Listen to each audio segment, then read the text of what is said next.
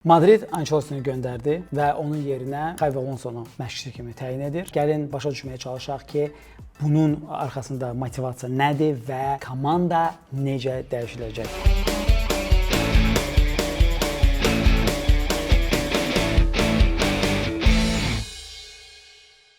Ancelottinin bu mövsüm haqqında danışmağa çox da geniş ehtiyac yoxdur. Əlbəttə ki, bu hər kəsə məlum olan çeynənmiş 3 mövzudur. Hansı ki, doğrudan Real Madridə fatal şəkildə təsir elədi. Birinci, Mbappe'nin transferi və bunun nəticəsində balansın pozulması.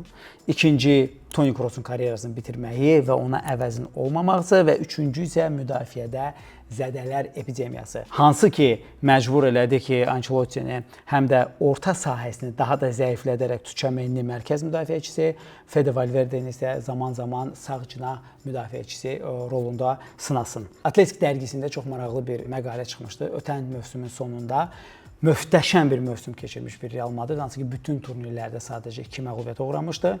La Liqanı 95 xalla udmuşdu və Çempionlar Liqasında qazanmışdı. Onda zirvədə olan bir növ Ancelotti Madridi rəhbərliyindən mərkəz müdafiəçisi transferini istəyirdi. Lakin Madridin profilinə uyğun olan oyunçu olmadığından onun bu istəyi baş tutmadı və onun ən böyük qorxusu da reallaşdı. Eder Militao və Carvajal mövsümün əvvəlindən sıradan çıxdılar. Nəticədə Madrid belə öz standartlarına görə deyə bilər ki, əminliklə katastrofik bir mövsüm keçirdi. İndi isə Xabi Alonso təyin olunub.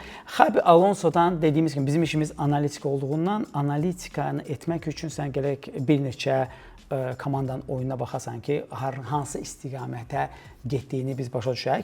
Lakin biz artıq indidən Alonsonun necə məşqçi olduğunu bilirik və onu da Real Madridin həm inkişaf strategiyasına, həm də eyni zamanda hazırki komandasına tətbiq edərək təxmin edə bilərik ki, Xabi Alonso necə oyunçular istəyəcək və eyni zamanda Alonsonun məşqçi stili necə olacaq və ümumiyyətlə bu buraxılışımızı müsbət və mənfi cəhətlərinə bölək. Real Madridə gəlməyin müsbət cəhətləri nədir? Riskləri hardadır? İlk öncə başlayaq ki, Xabi Alonso deyildiyi qədər dogmatik deyil. Yəni Pep Guardiola'nın zirvəyə çıxması ilə yeni nəsil məşqçilər peyda oldu.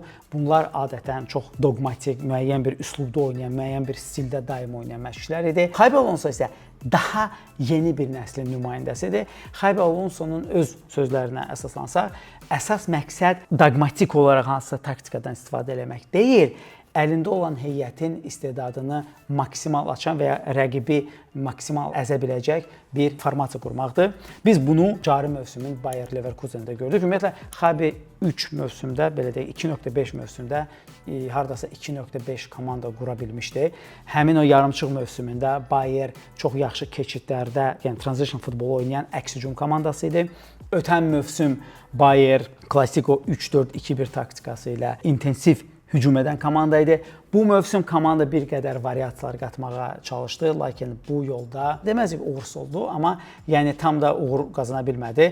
Əlbəttə ki, burada əsas Alonso'dan danışanda onun ən böyük uğuru Bavariyanın hegemoniyasına son qoymağı deyildi. Çünki Bavariya zaten hegemoniyasına bir il əvvəl Borussia son qoymalıydı. Öz evində son turda sadəcə qələbə qazansaydı.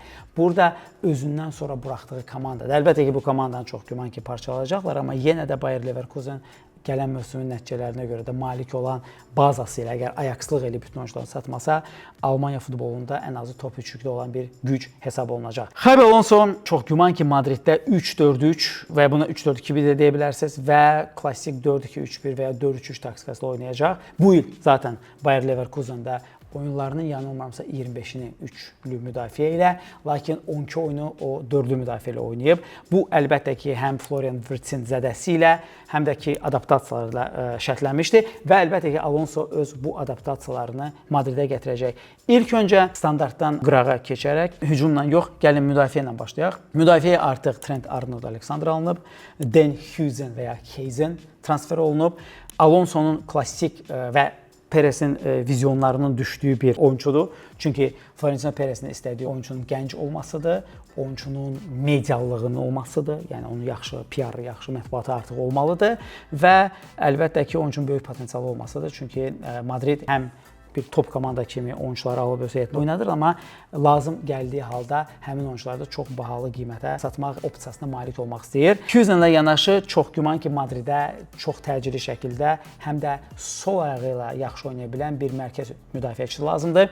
Ancelotti Salam əleykum. Xabi Alonsonun mərkəz müdafiəçisinə 3 vacib tələbi var. Birinci tələb ondan ibarətdir ki, mərkəz müdafiəçisi çox yaxşı pas alanlarını görüb, yəni çox yaxşı qısa paslara və orta paslara malik olmalıdır. Burada əsas söhbət qısa paslardan gedir. Çünki Bayer Leverkusen Alonsonun dövründə Avropada qısa paslar üzrə ötən mövsüm Avropanın ən çox qısa pas atan və ən yaxşı komandası idi. İkinci tərəfdən mərkəz müdafiəçisinin vacib funksiyalarından biri onun sürətli olmağıdır. Çünki komanda çox güman ki, yüksək xəttlə oynayacaq və yüksək xəttlə oynayanda topu itirdiyin halda sən arxana əks hücum buraxa bilərsən. O əks hücumun qarşısını almaq üçün sürətli oyuncu olması lazımdır. Üçüncüsü isə nəzərə alaq ki, indidən Alonso həm üçlü, həm dördlü müdafiə ilə oynayacaq. Hər iki sistemdə oyun təcrübəsinə malik olan və yenə də cavan, sürətli sol ayaq müdafiəçiyə ehtiyacı var. Bu oyunçuların içində ən ilk başda ağla gələn Yorodur Manchester United'dən, amma ötən il ümumiyyətlə Real Perez'in o ya kontraktı bitən oyunçular ya da ki kontraktına bir il qalan oyunçularla bir növ girişməsi siyasətini gördük, amma Manchester United Euroya daha yaxşı şərtlər təklif elədi. Ona görə Real Euronu ala bilmədi və Euro Reala bu il çox önəmli bir kömək eləyə bilərdi. Komanda müdafiə krizini nəzərə alsaq. Başqa bir oyuncusu Leipzigin Lukebası var. Bilməm ona nə qədər tanışsınız. O da klassik həmin profilə uyğun gəlir. Madriddə hazırda Rodrigo'nun komandadan gedəcəyi gözlənilir. Çünki hücum dördlüyündən kimisə satmaq məcburiyyəti var. Başqa variant yoxdur. Əgər bu baş verərsə, Rodrigo'nun yerinə cinahda oynayan wingerə ehtiyac var. Çünki Xabi Alonsonun stilistikasından biri ondan ibarətdir ki, xatırlayırsa biz Liverpool videomuzda biz slotu analiz edəndə göstərmişik ki, necə wingerlərdən biri tam cinahda qalır ki, rəqibi dartsın. Alonsoya da elə winger ehtiyacı var.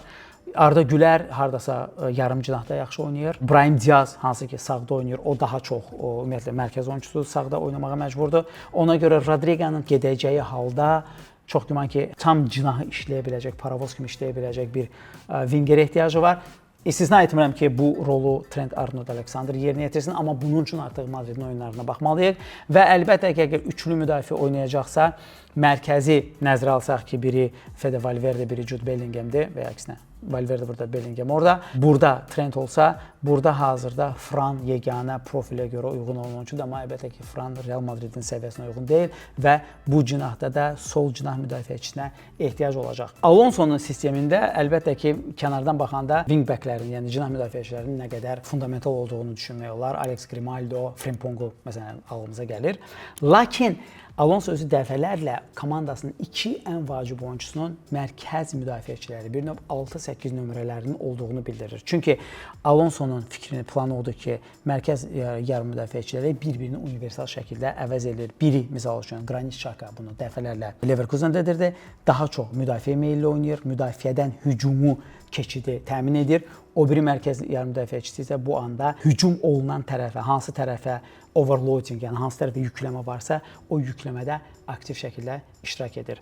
Eyni zamanda mərkəz yarım müdafiəçiləri həmin o aktiv hücuma qoşulan cinah müdafiəçilərinin olduğu komandada komandaya mərkəzinə dinamikanı verən oyunculardır və burada Realın artıq indiki heyətində çox böyük universallıq var. Misal üçün, böyük oyunlarda biz rahat şəkildə burada Fede Valverde, burada isə Jude Bellingham'i təsvir edə bilərik. İkinci tərəfdən, əgər avtobusları dağıtmalı məcburiyyətindədirsə və İspaniya La Liqasında oynanan 80% avtobus dağıtmaq məcburiyyətindədir Madrid, istənilən top komanda. Burada Bellingham biraz qabağa çəkib, burada Tchouaméni və Valverdeni görmək olar və Valverde və əlbəttə ki, mahir şəkildə Trent Arnold-Alexanderu belə kompensasiya eləmək iqtidarındadır. Yenə də hansı formasiya ilə kimi necə balanslaşdıracaq, bunu biz görməliyik. İndi mən bir qədər Alonsonun riskli tərəflərindən, Realda ümumiyyətlə riskli tərəflərindən danışmaq istəyirəm. Ən böyük risklərdən biri əlbəttə ki, Ancelottinin üzləşdiyi problemlərin bir əsas problemi, ikinci dərəcəli problem mənə görə müdafiə zədəsi epidemiyasıdır. Çünki onu artıq 2 oyuncu transfer edib bunu müəyyən qədər həll etmiş olacaq. İkincidə ki, sənin 2 ildə bu qədər bəxtini gətirməyəcək ki, bütün müdafiəçilərin sıradan çıxsın. Lakin hücum ən böyük problemdir. Xatırladaq ki, Kylian Mbappe'nin transferindən sonra Madriddə pressing futbolu ümumiyyətlə itməyə başlayıb. Çünki baxın, Alonso harda Madridə uyğundur? Alonso maniakal pressing oynayan bir məşqçi deyil. Məsələn üçün Gasperindən fərqli olaraq. Lakin Alonso counter-pressing oynayan məşqçidir və counter-pressing göstəricilərinə görə Bayer Leverkusen daima yüksək yerlərdə olub və Alonso həm də qısa paslarla, amansız pressingi yerinə qısa paslarla oynamağa üstünlük verir və burada bizim qarşımızda Vinicius Junior'la Mbappe var ki, hansı ki ümumiyyətlə müdafiəyə kömək işinin öhdəsindən gəlmirlər. Yox, ümumiyyətlə müdafiə heç bir yerlərinə də almırlar. Və bunu biz hətta Arsenalla həm bir, həm ikinci oyunlarda görmüşdük. Yəni Çempionlar Liqasının xüsusi oyunlarında belə bu işi eləmirlər. Barselona ilə son 2 El Clasico'da da bunu gördük. Ona görə dediyim kimi Alonso bir neçə oyundan sonra biz komandanı daha da dərindən analiz edə bilərik. Lakin indilik bu problem görünür. Bildiyiniz kimi Mbappe özü üçün ideal oynaması üçün əslində soldan girməlidir. Yəni orada onda qabağında mərkəz hücumçusu olmalıdır. Taran tipli, hansı ki bütün diqqəti özünə cəlb edəcək. Misal üçün Joselu, misal üçün Olivier Giroud, misal üçün Kolo Muani. Əbəs yerə deyil ki, Mbappe Parisdən gedəndən sonra onun elə bil dirənişi ilə alınan Kolo Muani'dən Enrique canını qurtardı. Lakin Madriddə Mbappe özü əsas mərkəz hücumçusudur. Baxın, bir cədvəldə sizə göstərmək istəyirəm ki, bu progressive carries ingiliscə gedir. Yəni topu cərimə meydançasına daşımaqdır və biz burada görürük ki, Mbappe ilə Vinicius'un mövqeləri nə qədər üst-üstə düşür. Düzdür, Vinicius'dan fərqli olaraq Mbappe həm mərkəzdən, həm də sağa da odaqlana bilir və bu bəzi mütəxəssisləri bu fikrə gətirib çıxara bilir ki, bəlkə Mbappe sağdan gələn hücumçu kimi oynadılsın. Variantlardan biri odur ki, Alonso 3-4-1-2 oynaya bilər. Burada Bellingham azad 10 nömrə kimi oynaya bilər. Solda Vinicius, sağda Mbappe olar. Bəli, bilirəm absurd səslənir, amma bu progressive carries, yəni cərimə meydançasına top aparmaqda gördüyümüz kimi Vinicius bu işin öhdəsinə gələ bilməyəcək. Bu Mbappe'nin çiyinlərinə düşür. Lakin yenə də çoxlu suallar qalır. Ən böyük suallardan biri ondan ibarətdir ki, biz deyirdik ki, Real Madrid balanslı deyil və Trent Arnold-Alexander'ın transferi bu balansı daha da bir növ disbalansa çevirib və indi onların arasında balans yaratmaq çox çətin olacaq. Çünki əgər Jude Bellingham burada olsa, Jude Bellinghamə 1 və ya 2 sığortalayıcı oyunçu lazımdır. Jude Bellingham burada olacağı təqdirdə Mbappe'ni ana mövqeyindən soldan və ya mərkəzdən çıxarıb sağa atmaq onda nə təsir oyadacaq? Yəni Mbappe'nin şəxsiyyət olaraq nə reaksiya verəcək? Bu böyük bir sualdır. Ola bilsin ki, çox güman ki, bu da ola bilər. Real Madrid build-up'ında Carvajal adətən cinah vingeri funksiyasını yerinə yetirib hücuma qoşulurdu. Bu rolu çox orqanik şəkildə Trent yerinə yetirə bilər. O zaman bu həmin o sağ cinahda mövqe alacaq. Bu yəqin ki, Vinicius deyil, başqa istənilən oyuncu ola bilər. Bellingham'da olmayacaq. Mbappe ola bilər ya Rodrigo qalsa o ola bilər. Cərimə meydançasına girməyə şərait yaratsın. Yəni günün sonunda Alonso'nun mütləq olaraq almalı olduğu oyunçu, diqqət eləməli olduğu oyunçu sol cinah, belə ki, wingback olacaq. Yəni sol cinah müdafiəçisi olacaq. Sonra Rodrigo ilə nə etmək lazım olacağını müəyyən etmək lazımdır. Rodrigo gedərsə, misal üçün bu cinahda kim oynayacaq? Çünki bura Bellingham'in orqanik mövqeyi deyil. Əgər Bellingham burada oynayarsa, mən niyə burada göstərdim Bellingham'i? Çünki hardasa bu ən optimal mövqe kimi görünür. Əgər Bellingham arxada oynasa, o özü ilə yanaşı 2 yarım müdafiəçi tələb edəcək. Bu da çox güman ki 3-4-3 yox, daha çox olacaq 4-3-3 və ya 4-2-3-1 taktikası. Daha başqa bir istinadın səbəbi Florian Wirtz'dir. Adətən Bellingham'dan çox fərqli oyunçudur. Lakin Florian Wirtz adətən bax bu mövqedə çox aktiv rol alır. Bir növ xətlər arası çox yaxşı düşüb onu eksploatasiya edə bilən bir oyunçudur. Rəqibin xətlər arasına, yəni bir növ rəqibin son, əgər müdafiəsi 2 xətdirsə, o xətlərin arasına, əgər müdafiə və dayağı müdafiəsi varsa, onların arasına girən oyunçudur. Amma Bellingham'in ən böyük özəlliyi biz ötən mövsümün birinci hissəsində gördüyümüz kimi, hansı ki, məncə Bellingham ilin ən yaxşı oyunçusu adını hələ ötən mövsümün birinci hissəsində oynadığı futbolla qazanmışdı. Bellingham'in özəllikləri daha başqadır. Bellingham'in məsələn burada xəritədə gördüyümüz kimi Bellingham ümumiyyətlə universal olaraq bütün meydan perimetri boyu işləyə bilir və çox yaxşı şəkildə ikinci 10 nömrə kimi içəri girə bilir. Lakin onun 10 nömrə kimi içəri girməsi üçün klassik 9 nömrə burada olmalıdır. Mbappe isə dərinə gedib bir növ rəqibin, elə bir orada Messi kimi topa sahib olmağı və komandanın hücumunu oradan gəlişdirməyə meyl edən futbolçudur. Bunun da minusu nədir ki, əlbəttə ki, biz bunu bu mövsüm dəfələrlə gördük. Müdafiə xətti təzyiqdən azad olur və daha rahat şəkildə bir müdafiə, cinah müdafiəçisi məsəl üçün Real'ın oyunçusunu pressing edə bilər. Uzun sözün qısası, əlbəttə ki, biz yalnız hardasa sentyabrın axırına yəqin ki, Alonso'nun oyun şəklini görəcək. Nəzərə alsaq ki, Alonso kulvarası dünya çempionatında Madridin baş məşqçisi olmayacaq, yalnız ondan sonra gələcək. Dediyim bu mövqelərə daha bir oyunçu transferi çox maraqlıdır və ən əsas Real hansı formasiya ilə komandanı balanslaşdırmaq istəyəcək. Alonso'nun ən böyük üstünlükləri odur ki, adam adaptivdir, adam pressingin fanatı deyil, Lakin problemlər daha çoxdur məncə. Birinci olaraq bu komandanı necə balanslaşdırırsan, ikinci olaraq Alonsonun ən böyük instrumenti olaraq qısa pasları, intensiv qısa pasları müdafiəyə qayıtmayan Vinicius və Mbappe heyətində olmalı necə reallaşdıracaqsan və üçüncü də ki, əlbəttə ki, Alonsonun psixoloji faktoru var. Yəni Real Madrid kimi komanda üçün gələn Çempionlar Liqasına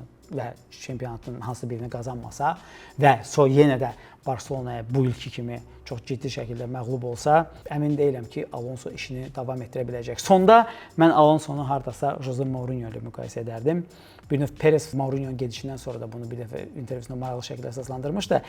Madrid getdikcə gəncləşir və o vaxt Jose Mourinho həmin dövrün ən progressiv məşqçilərindən biri sayılırdı və Mourinho dəfələrlə deyir ki, mən gələndə Madrid 8-1-in o tərəfə nə olduğunu bilmirdi Çempionlar Liqasında, yalnız mənimlə yarım finallara çıxdı. Və bu əslində bu sözü bəzən Ramos küçümsəsə də, məsələn Perez fərqli yanaşır.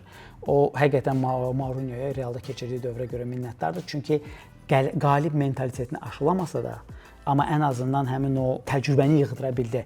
Hardasa Alonsonu da elə bir məşqçi kimi görmək olar. Bugünün ən dəbdə olan məşqçisidir. Top komandaya hazır bir məşqçidir Alonso.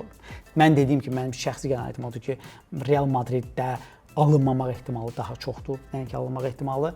Lakin yaşayaraq görərik. Sizin fikrinizcə Alonsonun təyinatı komandanın gələcək strategiyasına hesablanmış qərardır, yoxsa daha çox emosional bir qərardır?